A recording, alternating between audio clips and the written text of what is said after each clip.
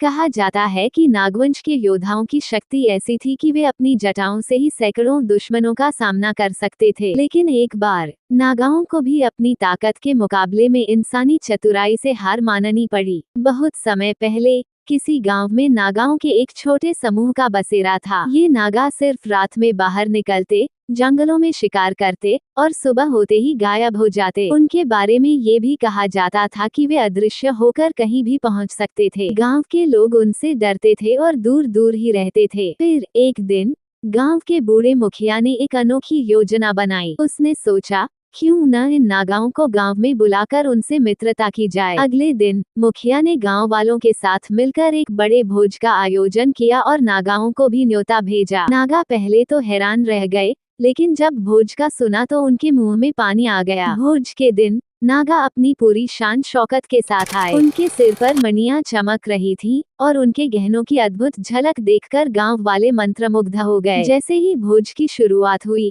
मुखिया ने एक ऐसा काम किया कि सबकी आंखें फटी की फटी रह गईं। मुखिया ने भोजन के बीच में अचानक हंसते हुए एक प्याला उठाया और कहा, हे नागाओं, मैंने सुना है कि तुम्हारे पास विष का रहस्य है। क्या मुझे उसका स्वाद चखने का सौभाग्य मिलेगा? नागा योद्धा हक्के बक्के रह गए। उनके मुखिया ने गुस्से में कहा, तुम्हारे जैसा निर्भीक इंसान हमने आज तक नहीं देखा। पर एक बात याद रखना, जो नागा का विष चखने का साहस करता है, उसे अपने मन का कोई भी दुख, खुशी या क्रोध हमसे बांटना पड़ता है। मुखिया मुस्कुराया और बोला, ठीक है, मुझे तो हमेशा से तुमसे दोस्ती करनी थी।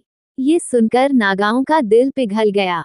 उन्होंने मुखिया को विष चखाया, जो वास्तव में सच्ची मित्रता का प्रतीक था। तब से नागा और गांव वाले एक हो गए।